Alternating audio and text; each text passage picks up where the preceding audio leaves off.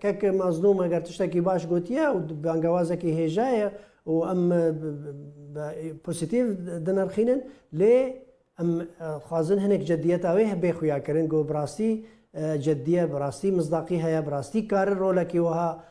رابق التاثير الفا اطرافها بك والتنسيق حتى كي درجه تنسيقك الجول قال هفريزيل قال هريما كردستاني وقال جناب سروكي هجا وخوسويست كاك مسعود برزاني بك براستي كاك مسعود جي رازمنديا ملاتي كرد سنه توايا وجير راحتيا ما يجي ام يعني وقت ما باوريكي بي هيا جو كشايا كردي وقت جناب يتيدا بدستكي امينه لي ودل خصوصي قال كرده وقال نشتي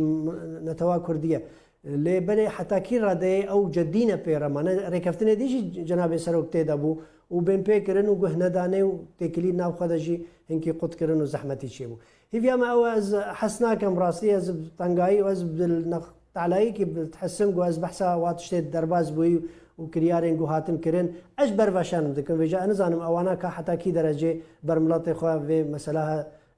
واكرياري جو درباز بوي أم حس كان جو في مرحلة دقيقة قناغ درباز كان دي سب جدي بن سرفي مسألة قام كاربن بافرا قام كاربن دل راحتي كي تاخ ناف جفات اخوا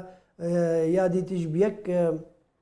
هيز البيشيا فان ريشين خرابي قول باليه تركادا وتانغافيا قول سر ملاطي ما ومرمين خراب يجو جوهرتنا ديموغرافيتي دا قالكي ديارة قالكي ياغو ام دجي وين بتمامي ما شو شياني ما هي جهزه ما هي ام دجي في